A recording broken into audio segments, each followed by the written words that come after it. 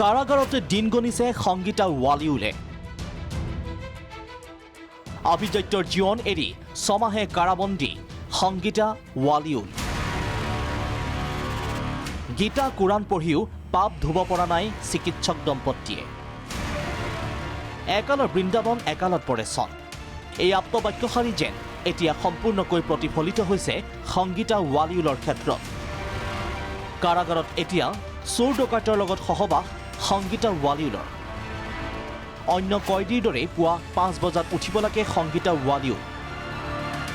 পুৱা 6:30 ৰুটি চাহ, 10 বজাত পুৱাৰ ভাত আৰু সন্ধিয়া 8:30 নিশাৰ ভাত।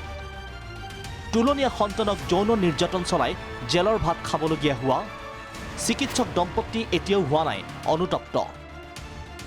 যৌন নিৰ্যাতনৰ ঘটনাটোৰ দুখ এতিয়াও তেওঁলোকৰ কেয়াৰটেকাৰগৰাকীৰ ওপৰত জাপিবলৈ এৰা নাই মানসিক বিকাৰগ্ৰস্ত দম্পতীটোৱে।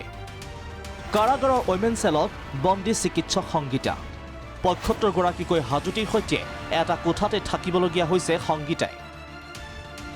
জেলত পূৰ্বৰ আভিজাত্য এৰিবলৈ বাধ্য হোৱা সংগীতাই এতিয়া চিঞৰ বাখৰ কৰিবলৈ এৰিছে। সংগীতাৰ লগতে কাৰাগাৰৰ কোঠৰীত এতিয়া কোৰাণ আৰু শ্ৰীমদ ভাগৱত গীতা পঢ়ি পাপ খণ্ডনৰ চেষ্টা ৱালিউলৰ। কাৰাগাৰৰ বন্ধ কোঠৰীত পুৱা গধূলি ৱালিউলে পঢ়িছে কোৰাণ আৰু শ্ৰীমদ ভাগৱত গীতা।